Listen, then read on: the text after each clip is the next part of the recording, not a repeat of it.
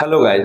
कुत्तों को लेकर जिस तरीके का प्रोटेस्ट हो रहा है दिल्ली में और जिस तरीके का बवाल मचा हुआ हमारे देश में कि कुत्तों को जिस तरीके से सुप्रीम कोर्ट ने जो ऑर्डर दिया है कि अभी जितने भी आवारा कुत्ते हैं या जितने भी स्ट्रे डॉग हैं उनके लिए एक शेल्टर निकाला जाए और वहां सभी कुत्तों को शिफ्ट किया जाए। इस विवाद को लेकर आपने देखा होगा कि बहुत सारे इन्फ्लुएंसर पेट लवर जो सड़कों पर उतर रहे हैं, जहाँ जो चीख चीख कर लड़ रहे हैं, सिस्टम से लड़ रहे हैं, पुलिस वालों से लड़ रहे हैं कि नहीं कुत्तों की जान की रक्षा करनी चाहिए।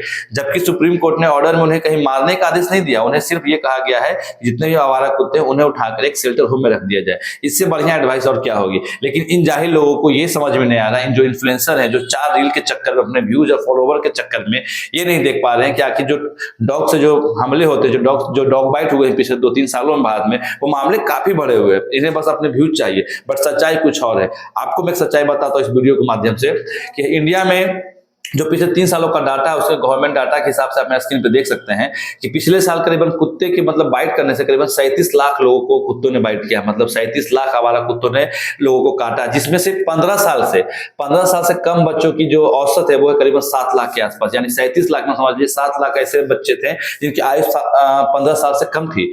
उसके अलावा भारत जो है दुनिया में सबसे हाईएस्ट नंबर पाता है डॉग बाइट में, रेबीज के मामलों में। यानी कि जो कि जितना भी प्रतिशत वर्ल्ड में काटा जाता है उसका 36% आंकड़ा सिर्फ भारत से आता है, डॉग बाइट का, रेबीज का आंकड़ा आता है। तो समझिए कितना यह भयावह आंकड़ा है कि कुत्तों से हर साल करीबन 37 लाख लोग की रेबीज हुए पिछले साल, ये डाटा सरकार का।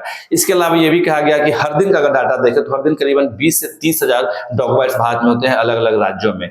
सबसे ज्यादा दिल्ली में होते हैं क्योंकि दिल्ली में इसीलिए फैसला लिया गया क्योंकि दिल्ली में करीबन आसपास 3000 डॉग बाइट्स पर डे होते हैं, जिसको लेकर सरकार ने फैसला निकाला था कि सारे आवारा कुत्ते हैं जिन्हें रेबीज का वैक्सीनेशन नहीं दिया गया है उन्हें उठाकर शेल्टर होम में रख देना चाहिए और वहां उन्हें वैक्सीनेशन देना चाहिए। बट कुछ इन्फ्लुएंसर और कुछ मोटे बुद्धि के लोग जो रात को डिनर में चिकन, मटन, फिश करी और क्या बीफ खा रहे हैं, वो सुबह उठकर कुत्तों के लिए आवाज उठा रहे हैं। ये कितना सही इंसाफ है आप खुद डिसाइड कीजिए। और आप इतने स्मार्ट इनफ जरूर होंगे, आपको समझ में आना चाहिए कि जीव कोई भी हो, कुत्ता हो, बिल्ली हो, बकरी हो, सबकी जीवन की वैल्यू कितनी होती है। पर आप सिर्फ कुत्तों को लेकर इसलिए करते हैं क्योंकि आपको कुछ लाइक्स आ जाते हैं, थोड़ा सा आप पेट लवर में आ जाते हैं और आप उसको लेकर विवाद मचा रहे हैं। यही आपने एक फेमस मामला देखा होगा पिछले महीने की, जो कबड्डी के प्लेयर थे, बहुत ही फेमस प्लेयर ब्रिजेश सोलंकी, उनकी मौत रेबीज की वजह से हुई है। ये वीडियो देखिए कितना भयावह वीडियो है। तो समझिए रेबीज का अभी तक यह किसी भी वर्ल्ड में अभी तक इसका सिर्फ प्रिवेंशन निकला है, कभी इसका सॉल्यूशन नहीं निकल पाया है, जिस चलते सरकार को ये कदम उठाना पड़ रहा है। क्योंकि अगर आपको कुत्ते ने एक बार काट लिया और अगर वो वैक्सीनेशन नहीं है तो आपकी मृत्यु लगभग तय बताई जाती है अगर आपने वैक्सीनेशन सही समय पर नहीं लिया। तो इसलिए जरूरी है कि उन सभी कुत्तों को शेल्टर होम में डाला जाए। और एक और मैं डाटा बताता हूँ, करीबन 20,000 के आसपास, 25,000 के आसपास डेली डॉग बाइट्स इंडिया में होते हैं, जिसमें दिल्ली सबसे पहला नंबर पे आता है।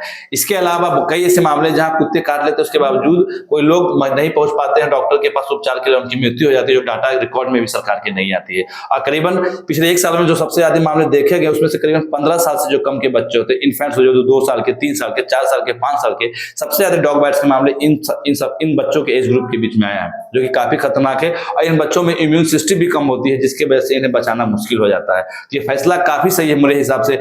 बाकी आपको क्या लगता है कि राय कितनी अच्छी है, आप हमें कमेंट बॉक्स में बताइए। और सुप्रीम कोर्ट के ऑर्डर पे आपकी क्या राय है, प्लीज हमारे कमेंट बॉक्स में लिखकर बताइए। और आपको वीडियो अच्छा लगा तो हमारे चैनल को लाइक कीजिए, शेयर कीजिए और हमारे चैनल को सब्सक्राइब कीजिए। मिलते हैं आपसे अगले वीडियो में।